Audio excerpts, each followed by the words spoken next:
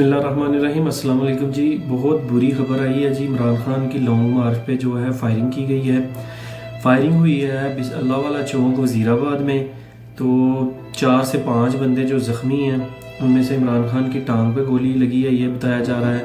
جس بندے نے گولی چلائی ہے اس کی ویڈیو بھی سامنے آ گئی ہے کہ اس بندے نے یہ کہا جی انہوں نے ڈیک لگایا ہوا تھا اذان کے ٹائم پہ، تو میں نے اس عمران خان کو مارنے کا فیصلہ کر لیا تھا۔ جب سے یہ لاہور سے نکلا تھا، لانگ مارچ شروع کی تھی، میں نے کہا یہ وزیر آباد پہنچے گا، میں نے اس بندے کو مار دینا ہے۔ اور جس بندے نے فائرنگ روکی ہے وہ بندہ کمال ہے جی، اس کی بہادری کو سلام ہے۔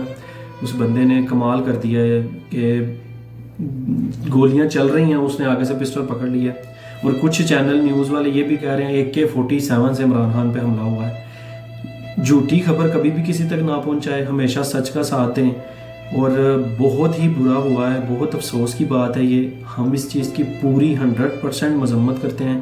اس بندے کی پوری انکوائری ہونی چاہیے، یہ بندہ کہاں سے آیا ہے، اس کو کس نے بھیجا ہے، اس کی پوری تحقیقات ہونی چاہیے۔ اور اس بندے کو عبرت کا نشانہ بنانا چاہیے کہ آنے والے کسی بھی لیڈر کے اوپر یہ بندہ یا کوئی بھی ہو، جس نے تو یہ ہمت کی ہے عمران خان کے اوپر گولیاں چلانے کی، لیکن آنے والے ٹائم میں کسی بھی لیڈر کے اوپر کوئی بندہ یہ ہمت نہ کرے کہ فائرنگ کرے یا اس کو مارنے کی کوشش کی جائے، اس کی پوری انکوائری کی جائے۔